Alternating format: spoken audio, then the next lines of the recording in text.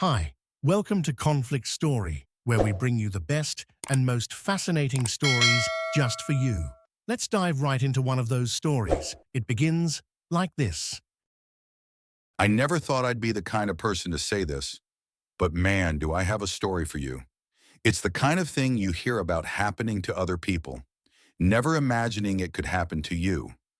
But here I am, still reeling from the most insane experience of my life. Buckle up because this is going to be a wild ride. It all started on what should have been just another ordinary Thursday.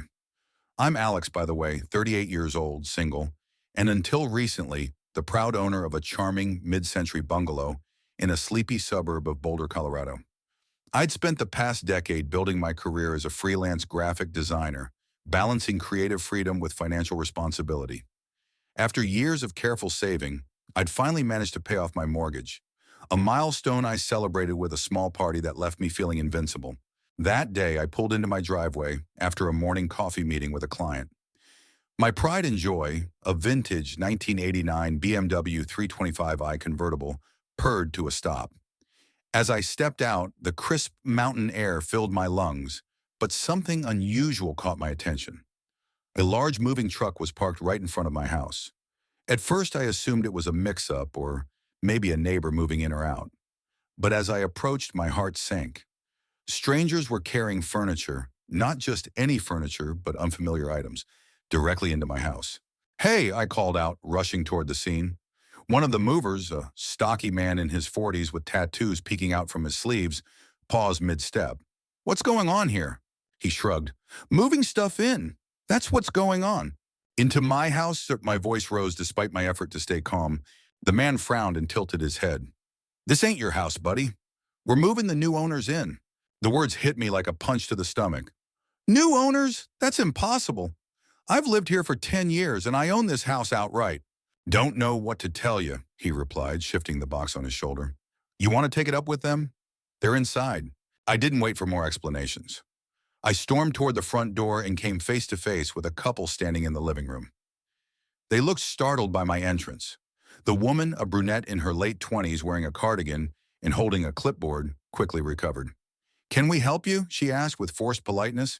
"Yeah," I said, my voice trembling with suppressed anger. "You can explain what you're doing in my house." The man, who was tall with salt and pepper hair, raised an eyebrow. "Your house? That's funny because according to the deed, it's ours. We bought it last week through the Mountain View Neighborhood Association." He pulled out a folded document and handed it to me. I scanned it quickly, my mind racing. This has to be a mistake. I've never been a part of any neighborhood association, and my house has never been up for sale. The woman's polite demeanor evaporated. "Are you accusing us of fraud? Because I assure you, this transaction was legitimate." "Look," I said, trying to keep my cool, "this is clearly a mix-up. Let me grab my paperwork to clear this up." Leaving them to their indignation, I hurried to my car, where I kept copies of all important documents, including my deed. When I returned, I was met with the sight of yet another person, a sharply dressed man who radiated authority and annoyance. "Ah, you must be the owner," he said, extending a hand. "Robert Langston, president of the Mountain View Neighborhood Association. I understand there's some confusion here." I ignored his hand and glared. "There's no confusion. This is my house. I have the deed right here." I thrust the papers toward him. Langston barely glanced at them before speaking. "I'm afraid you're mistaken. The association acquired this property due to unpaid dues and numerous violations." "Unpaid dues? Violations?" I snapped. "I've never owed your association a dime because I'm not part of it." His expression didn't waver. "That's incorrect. All properties within the Mountain View area are subject to association rules, as outlined in the original covenants.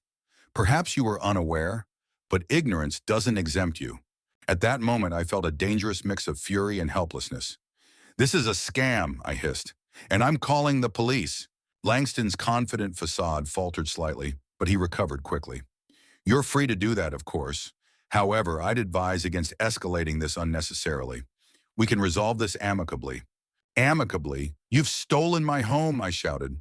The tension was thick, and the movers paused to watch the unfolding drama. The couple exchanged uneasy glances, clearly regretting their role in the chaos. I pulled out my phone and dialed 911, ignoring Langston's protests. Within 20 minutes, 2 police cruisers arrived. Officers began taking statements, examining documents, and making calls. Langston's calm demeanor started to crack as the officers asked increasingly pointed questions. Meanwhile, the couple, now realizing they might be victims too, hovered awkwardly by their still-packed belongings.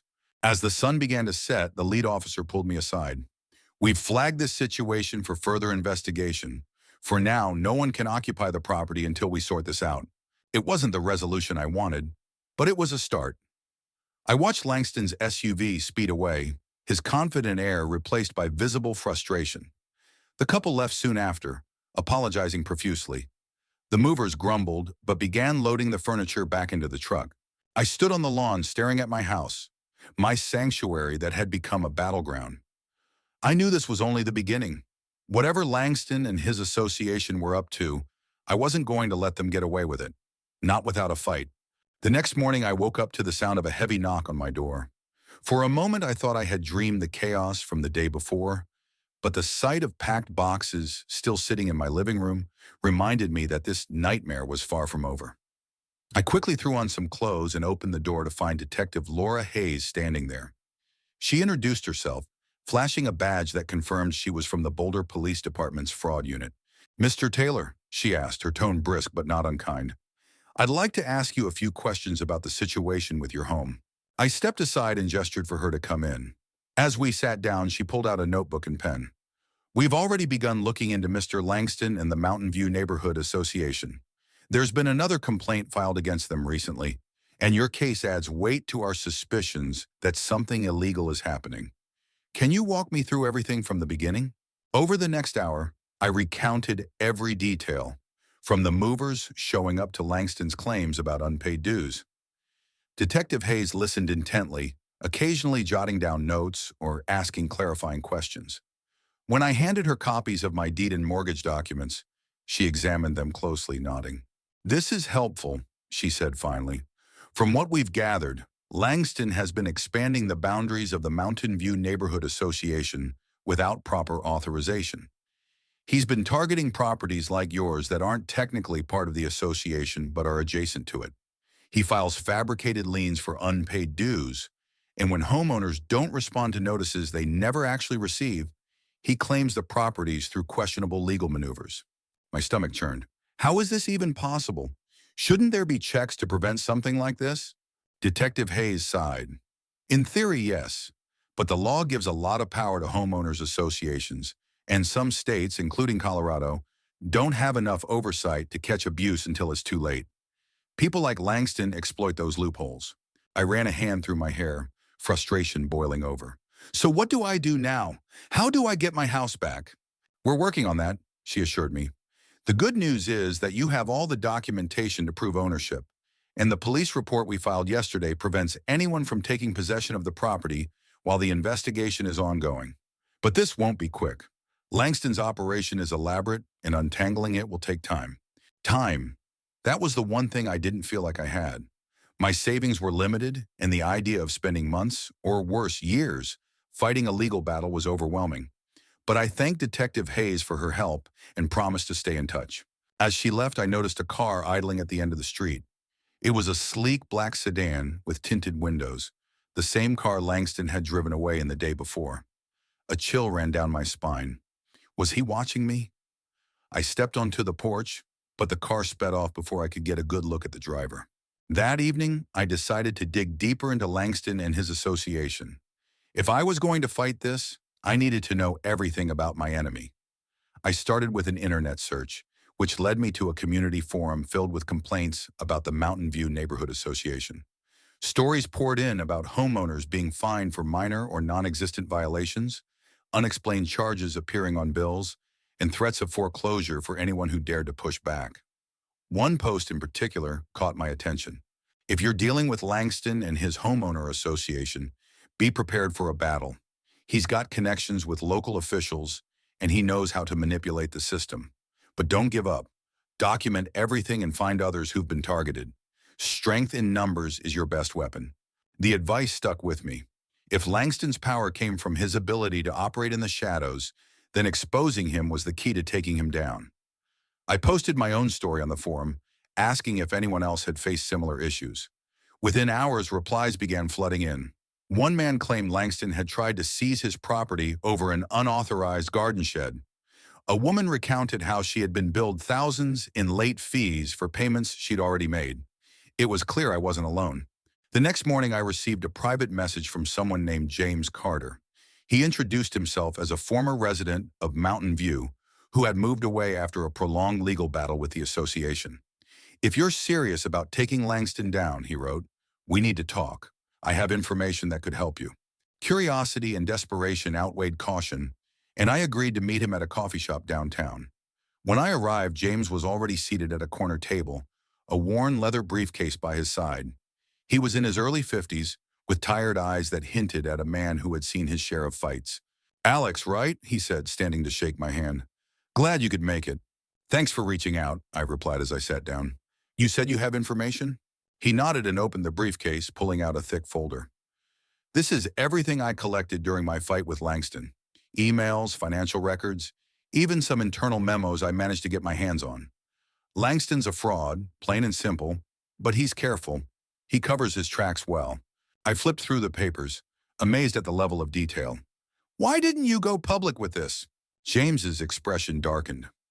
"I tried, but Langston's got connections in the city council and even the local courts. Every time I pushed, he pushed back harder. My family couldn't take it anymore, so we left. But I've been waiting for someone like you, someone with the guts to fight him." His words lit a fire in me. "I'm not giving up," I said firmly. "He messed with the wrong person this time." James smiled faintly. "Good. You're going to need that determination because this won't be easy. But if you're willing to see it through, I'll help you in any way I can." As I left the coffee shop, the folder tucked securely under my arm, I felt a renewed sense of purpose. Langston might have connections and resources, but now I had something he didn't expect: allies and evidence. The fight was far from over, but for the first time, I felt like I had a chance to win. Over the next few days, my life became a whirlwind of activity. Armed with the documents James had given me, I began piecing together the full extent of Langston's schemes. Late nights were spent combing through records, highlighting key pieces of evidence, and organizing it all into a clear, undeniable case against the Mountain View Neighborhood Association. Every discovery left me more outraged than the last. This wasn't just about my house. Langston's corruption had spread like a virus, infecting dozens of homeowners and destroying lives. The community forum I'd posted on turned out to be an invaluable resource. Messages continued pouring in from people who had their own horror stories about Langston and his homeowner association. Some had fought back and lost, while others had given up and moved away. A few brave individuals agreed to meet with me in person to share their experiences. Hearing their stories made my mission feel even more urgent. Langston's reign of terror had gone on long enough. One evening, I met with a woman named Claire Mitchell. She was a retired school teacher who had lived in the area for over 30 years. Langston's homeowner association had tried to fine her thousands of dollars for unapproved landscaping changes, despite her yard remaining untouched for decades. When she couldn't pay, they slapped a lien on her house, forcing her to sell. "He's a bully," Claire said, her voice trembling with emotion. "And he's gotten away with it because no one's been able to stop him. If you can bring him down, you'll be doing this entire community a favor." Her words strengthened my resolve. I wasn't just fighting for myself anymore. I was fighting for everyone Langston had wronged. A week later, I found myself in Detective Hayes' office with James and two other victims, Claire included. Hayes' desk was covered in files, many of them now containing the evidence we'd collected. She looked up as we entered, a determined expression on her face. "You've done some impressive work," she said, gesturing to the growing mountain of documents. "This is exactly what we needed to build a strong case. Langston may think he's untouchable, but he's made a lot of enemies." James leaned forward. "What's the next step?" Hayes' eyes gleamed. "We're preparing a warrant to search the homeowner association's offices and Langston's personal properties.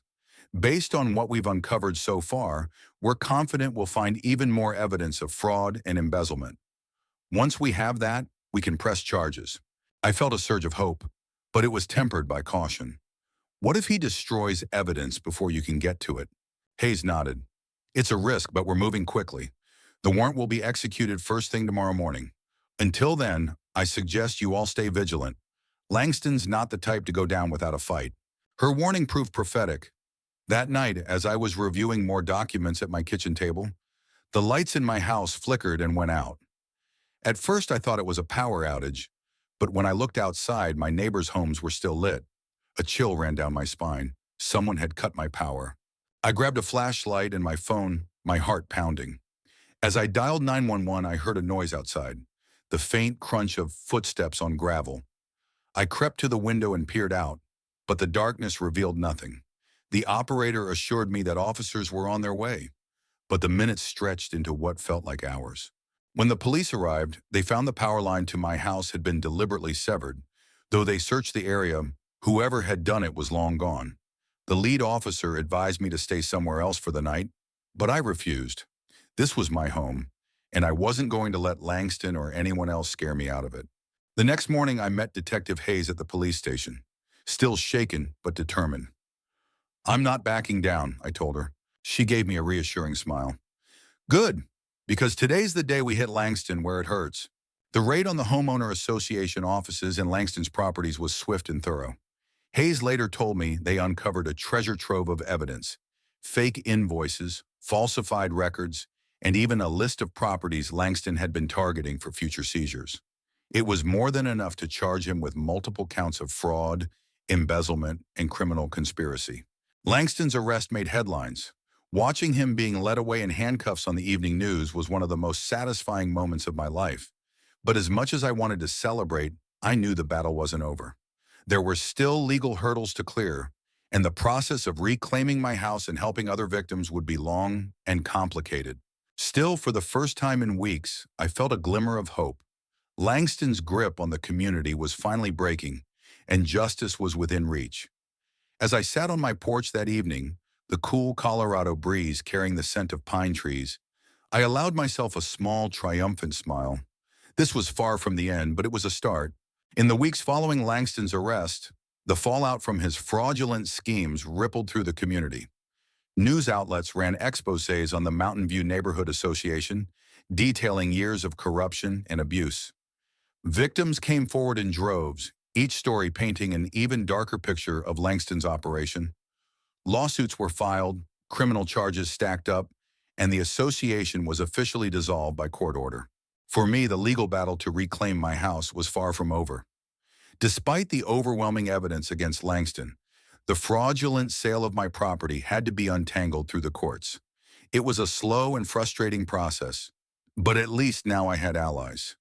Detective Hayes, James, and even Claire were by my side, offering support and encouragement. One of the most pivotal moments came during a town hall meeting organized by a local advocacy group. Dozens of residents, including myself, gathered to discuss how to move forward as a community. I was invited to speak about my experience, and though public speaking wasn't my forte, I knew this was an opportunity to make a difference. Standing at the podium, I looked out at the crowd, a mix of familiar faces and strangers, and took a deep breath. "We've all been victims of Langston's greed," I began, my voice steady despite the weight of the moment. "But we're also survivors. Together, we have the power to rebuild and to ensure this never happens again. Let's hold each other accountable, educate ourselves, and demand better protections for homeowners." The applause that followed was thunderous. After the meeting, several people approached me to thank me for speaking up. Among them was a local councilwoman named Elena Martinez. She had been following the case closely and wanted to discuss potential legislation to address the lack of oversight in homeowners associations.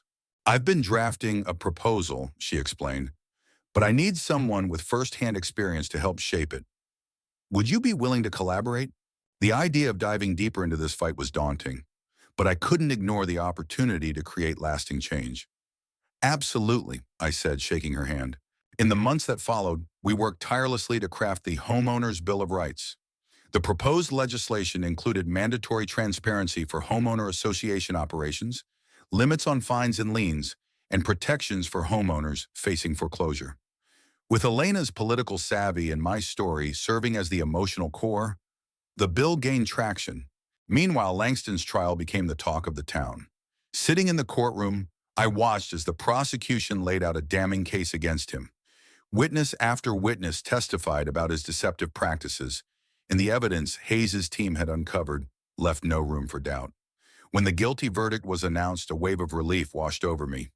Langston was sentenced to 20 years in prison, a punishment that felt both just and symbolic. With Langston behind bars, I finally reclaimed my house. Standing on the front porch, I felt a profound sense of closure. The battle had taken its toll, but it had also ignited a fire in me.